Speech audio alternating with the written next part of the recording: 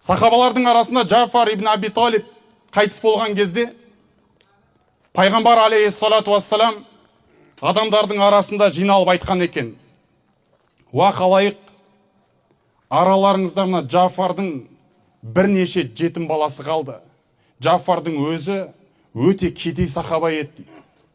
Соның жетім балаларын қамқорлығына алатын қайсың деді. Сол кезде үш сахаба бірінен кейін бірі қолын көтерді. Я Расулалла, мен алайын ана балаларды деді. Екіншісі айтты: жоқ, я Расулалла, маған бере қойыңызшы деді. Үшіншісі айтты: я Расулалла, мен алайыншы деді.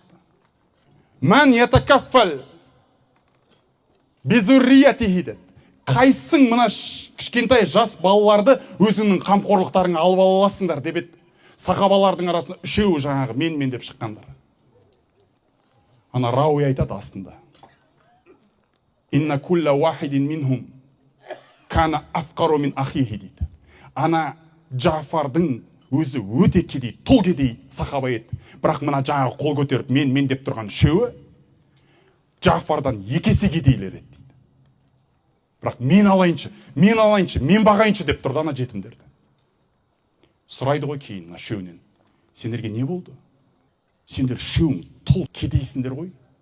Сендердің өздеріңнің бала шағаларының аузына нан жетпей отыр ғой. Сендер өздерің жыртықтарыңды жамай алмай отырған кедейсіңдер ғой. Сендер не үшін соншалықты үлкен жүкті арқалап алдыңдар арқаларыңа деген ғой.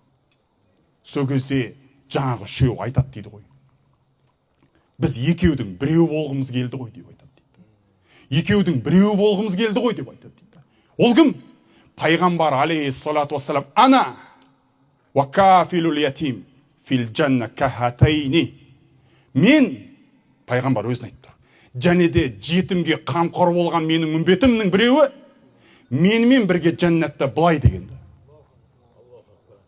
Өзімен бірге атап тұр да пайғамбар алейхиссалату вассалам мынау кафилул ятимді өзімен бірге қасына қосып атап тұр да. Және де фил жанна дейді, жәннатта дейді, міндетті түрде жәннатта дейді.